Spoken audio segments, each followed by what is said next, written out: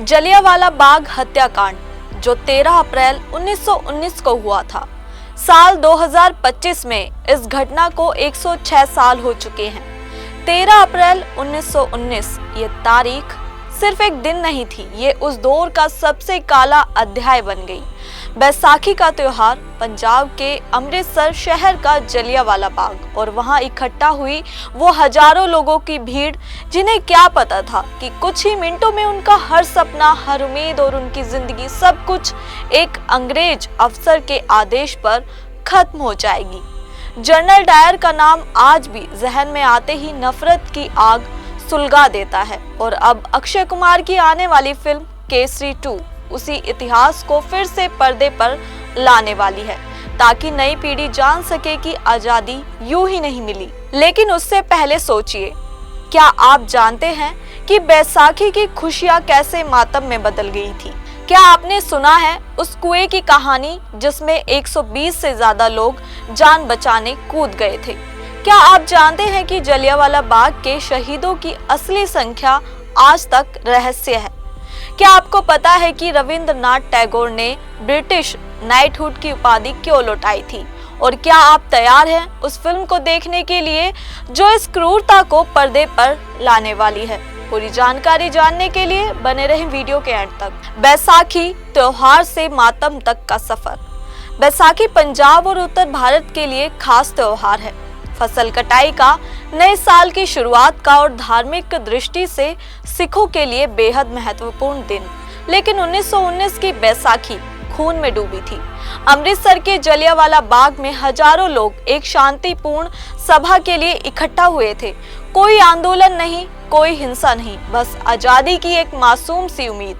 लेकिन ब्रिटिश सरकार ने इसे देशद्रोह मान लिया और जनरल डायर ने इसे कुचलने का जो तरीका अपनाया वो इतिहास के पन्नों पर खून से लिखा गया। रोलेट एक्ट, दमन की शुरुआत। 1919 में ब्रिटिश सरकार ने रोलेट एक्ट पास किया था, जो भारतीयों की स्वतंत्रता पर सीधा हमला करता था। इस कानून के अनुसार किसी भी भारतीय को बिना किसी सुनवाई के गिरफ्तार कर जेल में डाला जा सकता था। यह कानून भारत के लोगों की आत्मा पर हमला था। गांधी जी ने इसका विरोध शुरू किया और देश भर में इसका विरोध किया जाने लगा। अमृतसर में भी लोग शांतिपूर्ण विरोध के लिए इकट्ठा हुए थे, लेकिन सरकार को इससे डर लगने लगा। ब्रिटिश अफसरों को लगा कि इस विरोध से सत्ता हिल सकती है और इसीलिए जनरल डायर ने अमानवीय फैसला लिया। 13 अप्रैल 1919 दिल दहला देने वाला दिन। 13 अप्रैल को जब जलियांवाला बाग में लगभग 20,000 लोग इकट्ठा हुए तो तब किसी को नहीं पता था कि उनका ये आखिरी दिन है। जनरल डायर लगभग 90 हथियारबंद सैनिकों के साथ बाग में आया और बिना कोई चेतावनी दिए गोलियां चलवानी शुरू कर दी। चारों तरफ से बंद बाग में भागने का कोई रास्ता नहीं था। एकमात्र संकरा गेट भी सैनिकों ने बंद कर दिया। गोलियों की बौछार में चीखें गूंजती रही, लोग एक दूसरे पर गिरते रहे और मौत का खौफनाक तांडव चलता रहा। गोलियों की बरसात और कुएं की चुप्पी। मिली मीडिया की रिपोर्ट्स के अनुसार, सरकारी आंकड़ों के अनुसार 369 लोग मारे गए, लेकिन जो रिपोर्ट है वो ये कहती है कि 1000 से ज्यादा भी जाने गई थी। जान बचाने के लिए लोग पास के कुएं में कूद गए। जब बाद में कुएं को देखा गया तो उसमें लाशों का ढेर था। 120 से ज्यादा लोग सिर्फ उस कुएं में मरे थे। आज भी जलियांवाला बाग में उस कुएं की दीवार मौजूद है जो कहती है, शहीदों की ये जल समाधि हमें आजादी की कीमत याद दिलाती है। उस दिन इंसानियत शर्मसार हुई और ब्रिटिश सरकार ने खुद को दानवों में शामिल कर लिया। जनरल डायर एक हत्यारा जिसे इनाम मिला। इतिहास की सबसे बड़ी विडंबना ये है कि जनरल डायर को सजा नहीं मिली, बल्कि ब्रिटिश संसद में कुछ लोगों ने उसे हीरो घोषित कर दिया। उसके लिए पैसे जुटाए गए, समर्थन दिया गया। ये वही दौर था जब भारत आत्मग्लानि से भर चुका था, लेकिन साथ ही स्वतंत्रता की ललक भी तीव्र हो चुकी थी। ये घटना देश भर में क्रांति की आग का ईंधन बनी। वहीं दूसरी तरफ रविंद्रनाथ टैगोर ने जलियांवाला बाग हत्याकांड के विरोध में ब्रिटिश सरकार को दी गई नाइटहुड की उपाधि लौटा दी थी। उन्होंने कहा था, मैं ऐसे साम्राज्य की मान्यता नहीं चाहता जो निर्दोषों की हत्या करे। उधम सिंह साधारण युवक बना शहीद। इस हत्याकांड के बाद एक नया नाम उभर कर आया जिसका नाम था उधम सिंह। वो वही जलियांवाला बाग में मौजूद था। जी हाँ दोस्तों, उसने ठान लिया कि वो इस अन्याय का बदला लेगा। मिली जानकारी के अनुसार कई वर्षों बाद 1940 में उसने लंदन में माइकल ओ डायर को गोली मार दी, उस व्यक्ति को जो जनरल डायर की नीतियों का समर्थन करता था। उधम सिंह ने अदालत में कहा कि मैंने वही किया जो मुझे करना चाहिए था। उसे फांसी हुई लेकिन वो अमर हो गया।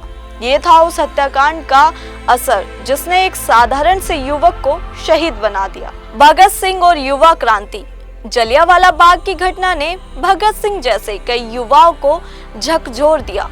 उस समय भगत सिंह की उम्र सिर्फ 12 साल थी, लेकिन उसने उस दिन अपने स्कूल बैग में से मिट्टी की एक मुट्ठी भर ली थी और कहा था कि ये बलिदान की भूमि है, मैं इसे कभी नहीं भूलूंगा। यही दर्द, यही भावना आगे चलकर भगत सिंह के विचारों और क्रांति की नींव बनी। इस नरसंहार ने भारतीय युवाओं को सोचने पर मजबूर कर दिया कि आजादी सिर्फ बातों से नहीं, बलिदानों से मिलेगी। जलियांवाला बाग स्मारक और आज की पीढ़ी। आज जलियांवाला बाग एक स्मारक बन चुका है। वहां दीवारों पर गोलियों के निशान आज भी जिंदा है।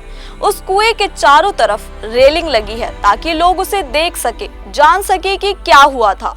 हर साल हजारों लोग वहां श्रद्धांजलि देने आते हैं। लेकिन क्या हमारी नई पीढ़ी इस इतिहास से वाकिफ है? क्या सोशल मीडिया और फिल्मों के इस दौर में कोई उन चीखों को सुन पा रहा है? यही कारण है कि अब इतिहास को फिल्म के जरिए दिखाया जाना और भी जरूरी हो गया है। अक्षय कुमार और फिल्म केसरी 2 की दस्तक अब इस इतिहास को पर्दे पर लाने की जिम्मेदारी ले रही है। मीडिया रिपोर्ट्स के अनुसार अक्षय कुमार की अगली film Kesari chapter 2 the untold story of Jallianwala Bagh इस हत्याकांड पर आधारित होगी। फिल्म में अक्षय एक वकील की भूमिका निभा रहे हैं और जो इस नरसंहार के खिलाफ आवाज उठाता है। फिल्म में court room drama, emotional flashback भी होंगे। इस फिल्म से एक बार फिर वो इतिहास लोगों के सामने आएगा जिसे भुला दिया गया था। तो दोस्तों, क्या लगता है आपको कि जलियांवाला बाग कांड के दोषियों को कभी असली सजा मिली? क्या केसरी 2 उस न्याय की एक कोशिश है? क्या आप चाहते हैं कि इस तरह की और भी फिल्में बने? तो दोस्तों, आप अपनी राय हमें कमेंट के जरिए इजीली बता सकते हैं। साथ ही अगर आपको वीडियो पसंद आई हो तो इसको लाइक और शेयर करना ना भूलें और ऐसी ही अपडेट के लिए देखते रहें इंस्टा फीड। धन्यवाद।